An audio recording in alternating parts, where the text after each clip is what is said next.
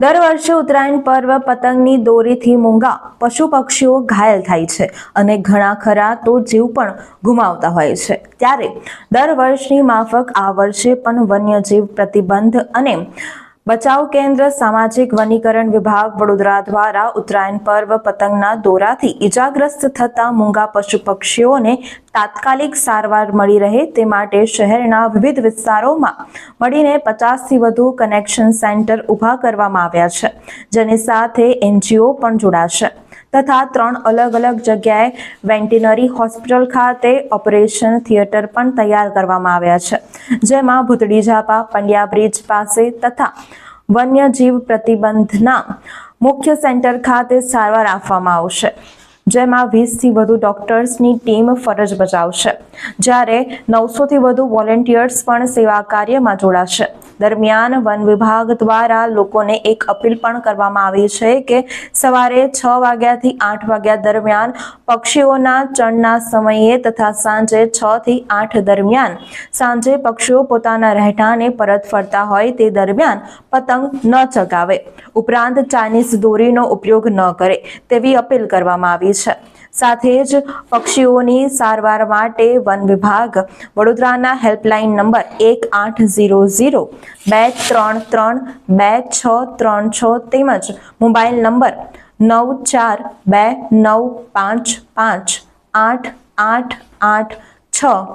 તેમજ અન્ય એક મોબાઈલ નંબર છે 9429558883 પર સંપર્ક કરી શકે છે તથા ગુજરાત સરકારના 1926 પર પણ જાણ કરી શકશે।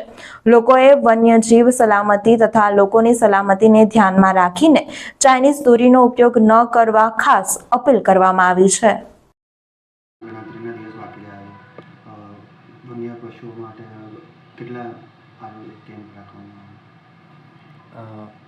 પહેલાં તો કરુણા અભિયાન નિમિત્તે તમામનો ઉત્તરાયણ પર્વ નિમિત્તે તમામનું હું સ્વાગત કરું છું।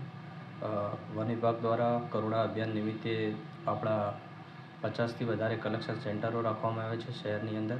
તમામ NGO આની સાથે જોડાયેલા છે, તેમજ 3 જગ્યાએ આપણા પશુ માટે વેટનરી હોસ્પિટલ ખાતે એની સારવાર કરવામાં આવશે।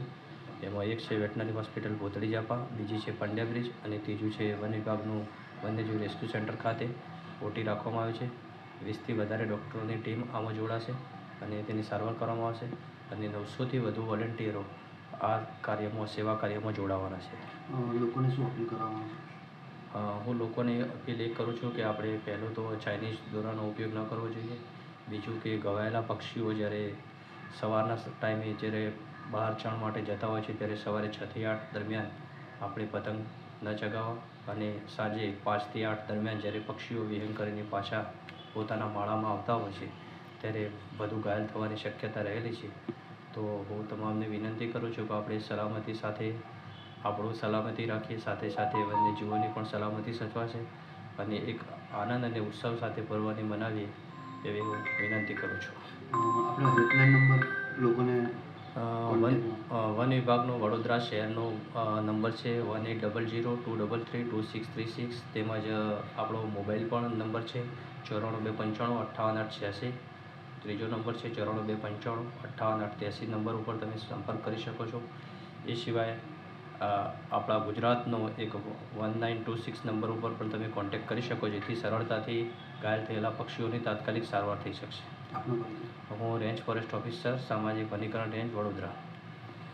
વડોદરાના સમાચાર જુઓ તથા આપણી ચેનલને સબસ્ક્રાઇબ કરો અથવા સંપર્ક કરો।